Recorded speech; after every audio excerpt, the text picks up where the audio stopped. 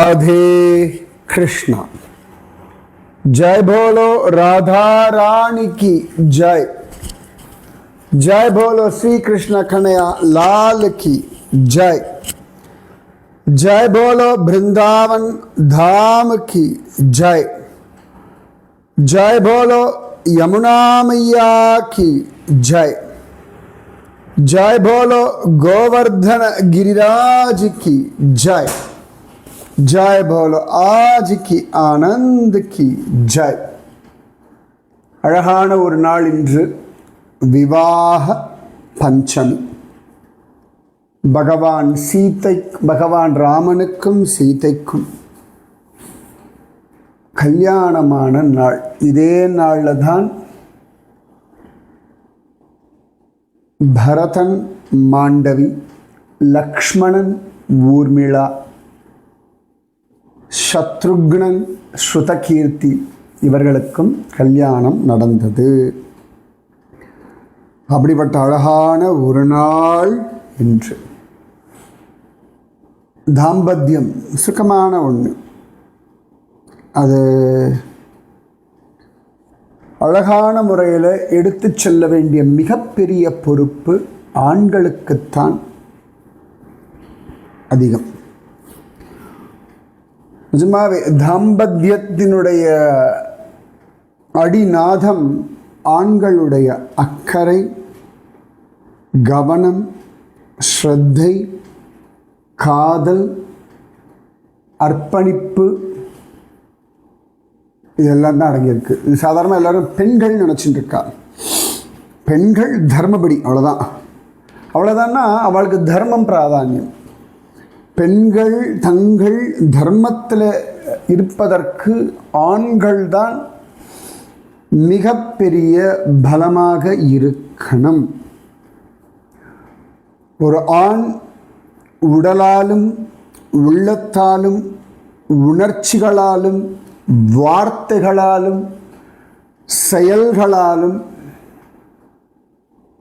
எவ்வளவுக்கெவ்வளவு பலவானாக சரியாக இருக்கானோ அத்தனைக்கத்தனை தாம்பத்தியம் அப்படின்றது ரொம்ப அழகாக இருக்கும். அது ரொம்ப அத்தியாவசியமான ஒன்று. ஆண் பிள்ளைகள் இதை நன்னா புரிஞ்சுக்கணும். தாம்பத்தியம் சிறக்க ஆண்களுடைய ஸ்ரத்தையும் அர்ப்பணிப்பும், the whole hearted அப்படி இருந்தால் மட்டும்தான் நடக்கும். அப்படி ஒருத்தன் பகவான் ராமன். அதே போல தான் லக்ஷ்மணன், பரதன், சத்ருக்னன், இவா எல்லாருமே. அப்படிப்பட்ட அழகான ஒரு விவாக பஞ்சமி தினம் இன்று. ஆண்மை, பேராண்மை அப்படின்னா அடக்கி ஒடுக்கி பயமுறுத்தி கத்தி ஆர்ப்பாட்டம் பண்ணி தான் பெரியவன்னு காட்டுறதில்லை. பலம்னு நான் சொல்கிறது ஒரு பெண்ணை அழகாக அவள் ஆனந்தப்படும்படியாக ஹேண்டில் பண்ணுற விதம், கையாளும் விதம், இது ரொம்ப முக்கியமான ஒரு விஷயம். உடலாலும் உள்ளத்தாலும் அவளுடைய உடலையும் மனசையும் இந்திரியங்களையும் ஹேண்டில் பண்ணக்கூடிய அழகான ஒரு காம்பீரியம் ஆண்மை. அஃப்கோர்ஸ் ராமன் அப்படி தான் இருந்தான். அதனால் இந்த விவாக பஞ்சமியில் முக்கியமாக ஆண்களுக்கு இந்த கம்பீரியம் வரணும்னு நான் ஆசீர்வாதம் பண்ணுறேன். அது ரொம்ப முக்கியமான ஒன்று. அதே போல் இன்றைக்கி தான் அலர்மேல் மங்கா தாயார் அகலகில்லேன் இறையுமென்று அலர்மேல் மங்கை உரை மார்பா அப்படின்னு ஜோரா ஆழ்வார்லாம் சொல்கிறார். அந்த அலர்மேல் மங்கை ஆவிர்பவிச்ச தினம், அவதார தினம் இன்று. மார்கசீர்ஷ சுக்லபக்ஷ பஞ்சமி. வடக்குலலாம் சாந்திர மாச அடிப்படையில் நமக்கு கார்த்திகை தான். இப்போ அதுக்கு அடுத்தது நிதிவனத்தில் ஹரிதாஸ் மகாராஜுக்கு பாங்கே பிஹாரி பிரகடனமாகின நாள் என்று. நமக்கு பாங்கே பிஹாரி மூர்த்தி இன்னைக்கு கிடச்சிருக்கு அப்படின்னா அவன் கிடைத்த தினம் பிரகடோத்சவம் or happy birthday of Banke Bihari இன்று. இப்படிப்பட்ட ஒரு நாளில் நாம் விரஜமண்டல பரிக்கிரமா பண்ணுகிறோம் அப்படின்னா இதெல்லாம் நமக்கு ஒரு பெரிய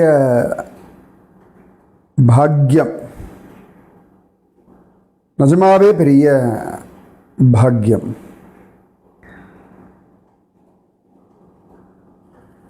இந்த நேதி கேட்டிருந்தேன், இந்த பக்தி ரத்னாகரா அப்படின்ற அந்த கிரந்தத்தை நிறைய எழுதியிருக்கான்னு. அதை எழுதினவர் நரஹரி சக்கரவர்த்தின்னு பெங்காலில் சொல்லுவார். பத்ரிநாதனுடைய கோவில் இன்னைக்கு தான் குளிர்காலத்துக்காக மூடுகின்றார்கள். உத்தவன் பத்ரிநாத் கோவிலிருந்து கிளம்பி பாண்டுகேஸ்வர் போகின்ற நாள் இன்று. அதே மாதிரி ஏன்னா எதுக்கு பத்ரிநாத் சொன்னேன்னா, இந்த ரகுநாத தாச கோஸ்வாமி கிட்ட பணத்தை கொடு, அவன் ராதா கொண்டு ஷாம் கொண்டு குலத்தை சரி பண்ணணும்னு பத்ரிநாதன் தான் சொன்னான். அழகான விஷயங்கள் இதெல்லாம். நாம் இன்னும் அப்படியே சுற்றின்னு இருக்கோம். அந்த காமியவனம் அதை சுற்றி இருக்கக்கூடிய இடங்கள் கொஞ்சம் அவுட்டரில் தூரம் தான் போகும். சரியா? நேற்று வந்து இந்திரோலி வரைக்கும் சொல்லியிருந்தேன். அடுத்தது நாம் போகக்கூடிய கிராமம் முரளின்னு பேர். முராரா, இந்த முராரா இதெல்லாம் வந்து கிருஷ்ணனோட பெயர். முரளி அப்படின்றது கிருஷ்ணனுடைய புல்லாங்குழலில் ஒரு வகை. ஏற்கனவே நான் சொல்லியிருக்கேன், வேணு, முரளி, வம்சி இப்படியெல்லாம் கிருஷ்ணனுடைய புல்லாங்குழல் சைஸுக்கு ஏற்ற மாதிரி மாறுபடும்.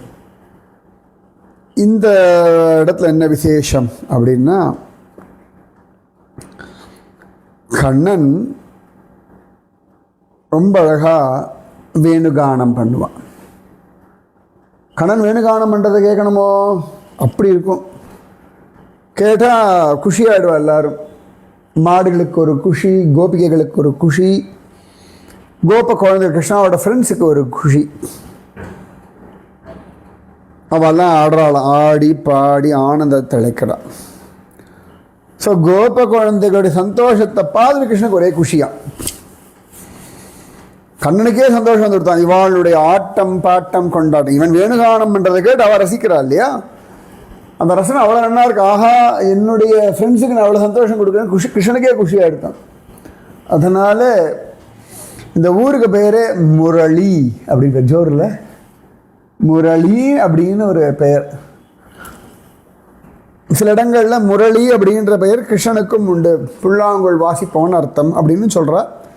ஆனால் பொதுவாக முரளி அப்படின்னா நம்ம எல்லாம் கிருஷ்ணன் தான் நினச்சிட்டு இருக்கோம். முரளி அப்படின்னா கிருஷ்ணனுடைய புல்லாங்குழல். அந்த முரளி சைஸ் என்னன்னு கண்டுபிடிச்சு சொல்லலாம், புல்லாங்குழலோட சைஸ் ஆச்சா. அதுக்கப்புறம் இன்னொன்று முக்கியமாக, இன்றைக்கி 500 வருஷம் கழிச்சு ராமனுடைய கோவிலில் அழகாக கொடி ஏற்றிருக்கார்கள். சூரிய குலத்தினுடைய அடையாளமான சூரியன், இந்து சனாதன தர்மத்தினுடைய அடையாளமான ஓம் அக்ஷரம், அதுக்கப்புறமா அழகான ஆத்தி மரம், மந்தார மரம். அதை வந்து அயோத்தியாவில் இருந்த கொடி இப்படி தான் இருந்ததுன்னு சொல்லி கண்டுபிடிச்சி 500 வருஷங்கள் கழிச்சு திருப்பி அதை ஏற்றிருக்கோம். அப்படிப்பட்ட அழகான ஒரு பொன்னாள் இந்நாள். ஜெய் ஸ்ரீ ராமச்சந்திர பகவானுக்கு ஜெய். அந்த ராமன் தானே கிருஷ்ணன். ஓகேவா? இப்போ அடுத்து எங்கே போகலாம்? இங்கேருந்து கொஞ்சம் தள்ளி போனோம்னா இந்த முரளி கிராமம் வந்து இந்திரோலி நேற்று சொன்னா இல்லையா, அந்த கிராமத்தில் இருந்து ஒரு 2.5 கிலோமீட்டர் தள்ளி இருக்கு.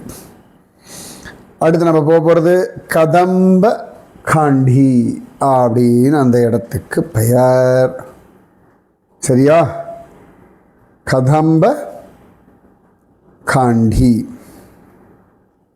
சூப்பர்ல, இடத்துக்கு பேர் அழகாக இருக்குது. என்னென்னா கதம்ப அப்படின்னா ஏற்கனவே சொல்லுங்க, கதம்ப மரம்னு சொல்லியிருக்கேன். ஓகே, நிறைய கதம்ப மரங்கள் ஒரு காலத்தில் இருக்கு, இப்பயும் இருக்குது கொஞ்சம் கொஞ்சமாக. இந்த இடத்துல ஒரு கோவிலும் இருக்குது, கதம்ப காண்டி மந்திரம்னு அதுக்கு பேர். நிறைய கதம்ப மரங்கள், கூடவே நிறைய ஆலமரங்களும் இங்கே இருக்குது. இந்த பக்கத்துலேயே அழகான ஒரு குளம் இருக்குது, கிருஷ்ண குண்டம்னு பெயர். அது பக்கத்தில் இன்னொரு குண்டம் இருக்குது, பாணிஹரி குண்டான்னு பேர். அங்கே இருந்தால் கோபிகைகள்லாம் தண்ணீர் எடுத்து கொண்டு போவார்கள். பாணிஹரி குண்டா, அதுதான் கோபிகைகள் தண்ணீர் எடுக்கக்கூடிய இடம். சரியா? அழகா அத்தனை ஜோரான ஒரு இடம். இந்த இடத்துல கண்ணன் அழகா ராசம் ஆடியிருக்கான். இன்றைக்கும் இங்கே ஒரு கதம்ப மரமும் புளிய மரமும் ஒன்றோட ஒன்று அப்படியே கட்டின்னு இருக்கா மாதிரி இருக்குது. எங்கெல்லாம் வந்து இந்த மாதிரி 2 மரங்கள் ஒன்றா அப்படி ஒன்றோட ஒன்று கட்டினா, ஒன்று அது ராதையும் கண்ணனும்னு சொல்லுவா, இல்லாட்டி கண்ணனும் பலராமனும் சொல்லுவா. சரியா? ஸோ கதம்ப காண்டி இந்த இடத்துல அழகாக கண்ணன் ராசலீலை ஆடியிருக்கான்.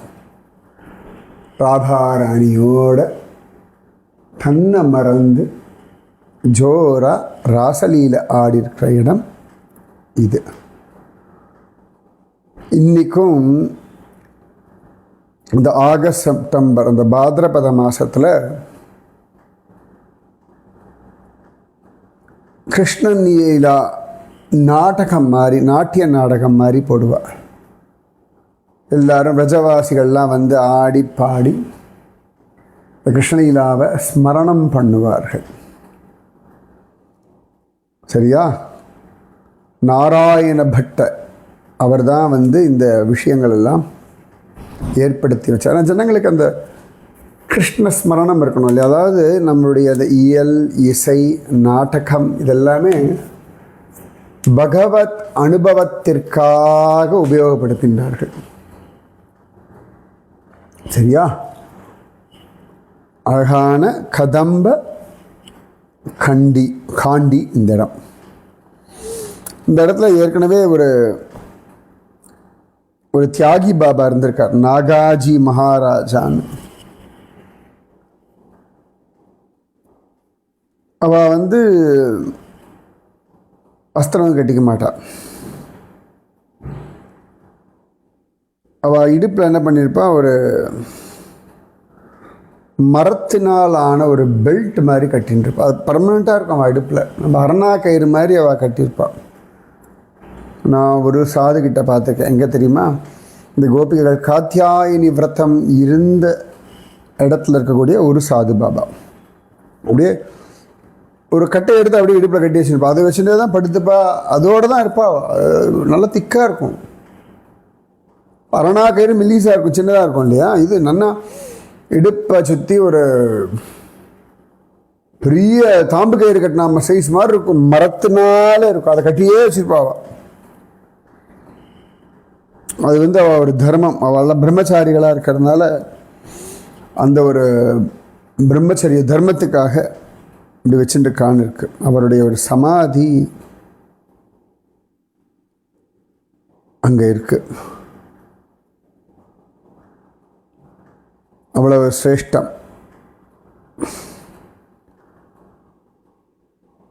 அத்தனை விசேஷம் இந்த கதம்ப காண்டின்னு பேர். ஓகேவா? ஸோ நம்ம இன்றைக்கி என்னெல்லாம் பார்த்தோம்? முரளி பார்த்தோம், கதம்ப காண்டி ரெண்டும் பார்த்துருக்கோம். ஓகேவா? அடுத்து நாம் போகிற கிராமம் இதெல்லாம் கொஞ்சம் கொஞ்சம் படிக்கிற மாதிரி மாறிடு, உள்ளே போகும் அப்புறம் வெளில வரும் அந்த மாதிரி. ஓகேவா? ஹர நாராயணா அப்படின்னு பேர். ஹர அப்படின்னாலே ஹரிகிருஷ்ணன், நாராயணன்னா நாராயணன். சம்டைம்ஸ் இந்த இடத்துக்கு பேர் சின்ன கிராமம் தான், நகுலா ஹரநாராயணா, ஹர்நாராயணா அப்படின்னு சொல்லுவாள். இந்த கோப குழந்தைகள், கோப பசங்க இருக்காங்க இல்லையா, அவளுக்கு சந்தோஷம் கொடுக்கறதுக்காக கண்ணன் சில சந்தர்ப்பங்களில் நாராயணனா காட்சி கொடுப்பார். சங்கம், சக்கரம், கதா, பத்மம் இதெல்லாம் வச்சுண்டு நாராயணனாக காட்சி கொடுப்பான். உடனே குழந்தைங்களாம் ஒரே குஷியே ஹரநாராயணா அப்படின்வா. இது பசங்களுக்கு ஜாலியாக இருக்கும். சம்டைம்ஸ் என்ன பண்ணுவான் பகவான், இதே நாராயண ரூபத்தில் கோபிகைகளுக்கு காட்சி கொடுப்பான். கோபிகள் கடுப்பாயிடுவா. அவளுக்கு கிருஷ்ணன் தான் வேணும். அவளுக்கு சதுர்புஜ நாராயணன் இடத்துல பெரிய ஈடுபாடு கிடையாது. ஒவ்வொருத்தருக்கும் ஒவ்வொரு மூர்த்திக்கிட்ட ஈடுபாடு இருக்கும் இல்லையா, ஒவ்வொருத்தருக்கும் ஒவ்வொரு லீலையில் ஈடுபாடு இருக்கும். ஸோ கோபிகைகளுக்கு அவன் கிருஷ்ணனாக தான் வேணும். ஸோ கண்ணன் கோபிகைகளை வெறுப்பேற்றுறதுக்காக நாராயணாவும் காட்சி கொடுத்த இடம் தான், கோபர்களை சந்தோஷப்படுறதுக்காக நாராயணா காட்சி கொடுத்த இடமும் இதுதான். ஹர நாராயணா. சூப்பர் இல்லை? இப்படிலாம் ஒரு ஊர்லாம் இருக்குது. கதம்பக்கண்டிலேருந்து ஒரு 500 மீட்டர் தள்ளி போனோம்னா இந்த ஹர நாராயணா ஸ்தலம் வருது. அதுக்கடுத்து இது இன்னொன்று என்னென்னா, இன்னொரு 1/2 கிலோமீட்டர் தள்ளி போனால் ஹர சுகா, நகுலா ஹரசுக். நகுலானா நேற்று நான் சொன்ன குக்கிராமம், சின்ன ஹேம்லெட். சுகா அப்படின்னா ஆனந்தம். கிருஷ்ணன் தானே, ஹரிதேவன் ஹர அப்படின்னா கிருஷ்ணன் தானே. அப்போ இந்த கோபிகள் ஒவ்வொருத்திக்கும் ஒவ்வொரு விதமான ஆசை உண்டு. கண்ணனை தவிர வேற யாரால் ஒவ்வொருத்தருடைய ஆசையும் தனித்தனியாக அறிந்து புரிந்து அருள் செய்ய முடியும்? ஒரு கோபிக்கு கண்ணனோட நாட்டியம் ஆடணும்னு ஆசையாம். கண்ணன் ஒரு கோபியோட அவ்வளோ அழகாக நாட்டியம் ஆடுறான். ஒரு கோபிக்கு கண்ணன் தன் தலையை பின்னி விடணும்னு ஆசையாம். கண்ணன் அழகாக தலையை பின்னி விடுறான். ஒரு கோபிக்கு கண்ணன் தனக்கு மையிட்டு விடணும்னு ஆசையாம். கண்ணன் அதை பண்ணுறான். ஒரு கோபிக்கு கண்ணன் தனக்கு காலில் சலங்கை மாட்டி விடணும்னு ஆசையாம், மாட்டி விடுறான். ஒரு கோபிக்கு கிருஷ்ணன் தன் மடியில் தன்னை உட்கார வச்சுக்கணும்னு ஆசையாம், கண்ணன் அதை பண்ணுறான். ஒரு கோபிக்கு கிருஷ்ணனை தன் மடியில் உட்கார வச்சுக்கணும்னு ஆசையாம், கண்ணன் அவள் மடியில் உட்காந்துக்கிறானா. ஒரு கோபிக்கு கிருஷ்ணன் தனக்கு சாதம் ஊட்டி விடணும்னு ஆசையாம், கண்ணன் அதை பண்ணுறான். ஒரு கோபிக்கு தான் கிருஷ்ணனுக்கு பக்ஷணம் ஊட்டி விடணும்னு ஆசையாம், ஊட்டி விடுறாளாம். ஒரு கோபிக்கு கண்ணனோட கையை பிடிச்சுண்டு தோளில் சாஞ்சின்னு பொதுமையாக அப்படி நடக்கணும்னு ஆசையாம், அவள் கையை பிடிச்சுட்டு இப்படி ஆனந்தமாக நடக்கிறான். ஒரு கோபிக்கு பாறை மேலே கண்ணனோட உட்காந்துன்னு அந்த மலை மேலேருந்து இப்படி பார்க்குற மாதிரி இப்படி அந்த பச்சை பசேல்னு வயல்வெளிகள், அந்த சந்தியா கால பொழுது சாயிற நேரத்தில் அப்படி கண்ணனோட உட்காந்துட்டு இந்த பறவைகள் பறக்கிறதெல்லாம் பார்க்கணும்னு ஆசையாம், அதை நடத்தினான். ஒரு கோபிக்கு கண்ணனோட உட்காந்துன்னு இந்த கிழங்கெல்லாம் சுடணும்னு ஆசை, அந்த பனங்கிழங்கு சக்கரவள்ளி கிழங்கெல்லாம் அடுப்பில் போட்டு சுடுவா இல்லையா, அதெல்லாம் பண்ணணும்னு ஆசையாம், அதை பண்ணி கொடுக்குறான். அதாவது கிருஷ்ண அனுபவம் அப்படின்றது பலவிதமாக உண்டு. சில இடங்களில் சில கோபிகளுக்கு கிருஷ்ணனை உட்கார வச்சு விதவிதமான பூக்கள்னாலே அவனுக்கு அர்ச்சனை பண்ணணும்னு ஆசையா, அழகாக அதை பண்ணுறாள். இப்படி கோபிகைகளுடைய ஒவ்வொரு விதமான ஆசையையும் கண்ணன் சுகத்தைய அழகாக பூர்த்தி பண்ணி சுகம் கொடுத்த இடம் ஹர சுகா. ஹரிசுகா, ஹர் சுகா, அது ஹர சுகா அப்படின்னு எடுத்து. சரியா? ஹரநாராயணா ஹர சுகா. அதாவது பக்தாளுடைய பக்திக்கான அனுபவத்தை கண்ணன் தந்த இடம். சூப்பர்ல. உங்கள் வீடு கூட ஹரசுக்க வாக்கிடலாம். கண்ணா என் வீட்டுக்கு வா அப்படின்னு கேளுங்க. அதான் ஏக்கம் வேற. வீட்டில் இருக்கவாள்லாம் ஒத்துக்கணுமே, அவளுக்கு இதெல்லாம் புரியணுமே, அது நீங்கள் எங்கிட்டே கிடக்க வேண்டியது தான். அதை விட கிருஷ்ணா வீட்டுக்கு வா, ஆனந்தமாக என்னோட உட்காரு, எனக்கு நான் பண்ணுற பஜனையை கேளு, நான் பண்ணுற பூஜையை ஏற்றுக்கோ, நான் பண்ணுற ஆகாரத்தை சாப்பிடு, என் வீட்டில் என்னோட தங்கு, உரிமையோடு கேளுங்கோ. கண்ணன் அதற்கான சூழ்நிலையை உருவாக்குவான். நான் அது அனுபவத்தில் நான் சொல்கிறேன். ஓகேவா? ஸோ ஹர சுகா, சீக்கிரம் உங்கள் ஹர சுகா ஆகட்டும் உங்கள் வீடு. அதுக்கப்புறமா அடுத்தது நந்தோலா அப்படின்னு ஒரு இடம். இந்த நந்தோலா இந்த கதம்ப கண்டி பக்கத்திலேயே தான் இந்த இடம் இருக்குது. சின்னதான், அதாவது அதான் இடம், அவ்வளோதான். அந்த இடத்துல என்னென்னா கோபிகைகள், இன்றைக்கெல்லாம் வெறும் வயக்காடு தான் அந்த இடம். கோபிகைகள் ராதைக்கும் கண்ணனுக்கும் ராசம் முடித்த உடனே படுத்து ரெஸ்ட் எடுக்கிறதுக்காக பூக்களுடைய இதழ்களாலே ஒரு சயனம் படுக்கை தயார் பண்ணுறாளாம். அதில் ராதையும் கண்ணனும் படுத்துட்டு ரெஸ்ட் எடுக்கிறாளாம். மெத்தென்ற பஞ்சசயனத்தின் மேலேறி அப்படின்னு ஆண்டாள் சொல்றா இல்லையா? அப்ப அந்த மாதிரி கோபிகைகள் ராதைக்கும் கண்ணனுக்குமாக இதழ்களாலான படுக்கையை தயார் பண்ண இடம் நந்தோலா. ரைட்டா? பக்கத்தில் தான். அடுத்தது தானா இல்லாட்டி தனா அப்படின்னு பெயர்.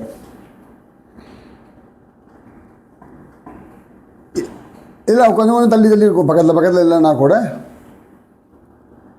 இதெல்லாமே அவ்வளோ அழகா ஜம்முன்னு பிரஜமண்டலம், அவ்வளோதான். இந்த இடத்துல பெரிய கோவில் இருக்கா இல்லைன்னா கூட கண்ணன் விளையாடின லீலா ஸ்தலங்கள். புரியுறதா? இன்னைக்கு இந்த தனான்லாம் வெறுமே ஒரு இடம், அவ்வளோதான். இந்த இடத்துல பெருசாக கோவில்கள்லாம் ஒன்றும் கிடையாது. தனா அப்படின்னு பேர். ஒரு நாள் இந்த கோப குழந்தைகள் எல்லாம் அப்படி போயின்னு இருக்கா. இந்த வழியாக போகும்போது பார்த்தா கீழே நிறைய மயில் பீலிகள் கிடைக்கிறது. அந்த மயில் பீலியெல்லாம் சில இடத்துல பிஞ்சு இப்படிலாம் இருக்குது. அதெல்லாம் எடுத்து பார்க்கலாம். டேய், இவ்வளோ மயில் பீலி எப்படிடா வரும்? ஒருத்தன் சொல்லலாம், வேறு எப்படி வரும்? காணா இந்த மயில்களோடு ஆடி இருப்பான். இந்த மயில்கள்லாம் குஷியாகி அவனுக்கு அப்படியே இந்த மயில் பீலியை கொடுத்துருக்கோம், தானம் கொடுத்துருக்கோம், தனமாக கொடுத்துருக்கோம். தனானா மயில்பீலி அப்படின்னு லோக்கல் லாங்குவேஜ், இந்த விரஜபாஷை ஒரு அர்த்தம் உண்டு. இன்னொன்று அர்த்தம் கிஃப்ட்டு, பரிசு அப்படின்னு அர்த்தம் உண்டு, தானம் கொடுக்குற மாதிரி அர்த்தம். ஸோ மயில்கள் எல்லாம் கண்ணனுக்கு விதவிதமான மயில் பீலியை கொடுத்த ஒரு இடம் இந்த தனா அப்படின்ற ஒரு இடம். ஸோ அவ்வளோ அழகு பாருங்கள். இன்றைக்கி என்னெல்லாம் பார்த்துருக்கோம்? முரளி, கதம்ப காண்டி, ஹரநாராயணா, ஹரசுகா, நந்தோலா, தனா. ஓகேவா? மீதி விஷயம் நாளைக்கு. ராதே கிருஷ்ணா. ராதே கிருஷ்ணா கிருஷ்ணா ராதே, ராதே கிருஷ்ணா கிருஷ்ணா ராதே, ராதே கிருஷ்ணா கிருஷ்ணா ராதே, ராதே கிருஷ்ணா கிருஷ்ணா ராதே. जय बोलो राधा रानी की जय, जय बोलो श्री कृष्ण कन्हैया लाल की जय, जय बोलो वृंदावन धाम की जय, जय बोलो यमुना मैया की जय, जय बोलो गोवर्धन गिरिराज की जय, जय बोलो आज की आनंद की जय, जय बोलो आज की आशीर्वाद की जय। राधे कृष्णा।